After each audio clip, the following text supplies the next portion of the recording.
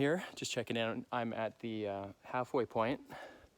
Thought I'd share two things with you. Number one, there's a really cool car that's been here for several decades, and this is the turnaround point in this park. It's called Seal Bay here on Vancouver Island. That's thing number one. Thing number two, I wanted to share with you. So I haven't been on a bike in a month because about a month ago, I wedged my pedal into a root turning around a corner, and I catapulted off my bike and flew 10 feet, landed on my hip. So I've been injured for a month.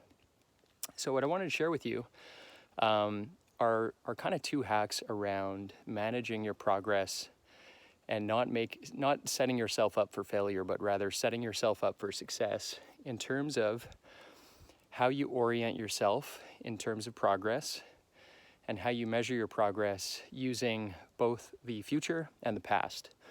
And the trick is, when you are using the future, you want to measure yourself subjectively, and when you're assessing yourself currently against the past, you want to measure yourself objectively, meaning measurable. So what do I mean by that?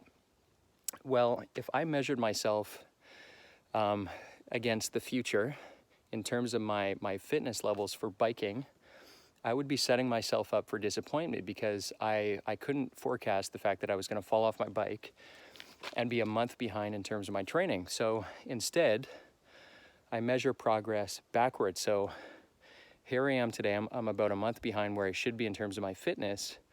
But after today's bike ride, if I measure myself from yesterday or a week ago, I've made progress. So I feel much better about myself. The self-talk is much better. And so the best way to measure objectively progress is to turn around, look backwards, and measure how far you've come. The other thing is, you're not going to be comparing yourself to others. And if you're comparing yourself to like industry monsters or Olympic athletes, you're always going to feel like a loser, right? Because it's not fair to compare yourself to others. So instead, compare yourself today to yourself yesterday and focus on the progress. And that's going to help to get your momentum going.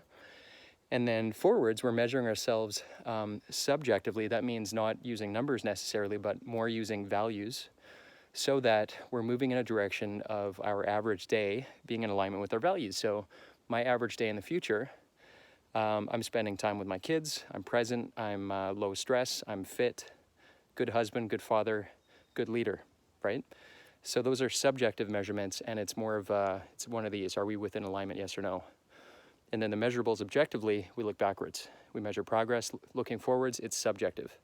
And this is how you set yourself up to feel better about yourself, which creates more momentum, more positivity, more energy. And that's it. So I wanted to share that with you to give myself a bit of a break. And then I'm going to head home here for our coaching call, which is in about 30 minutes. Hope that was useful, guys. We'll talk to you soon.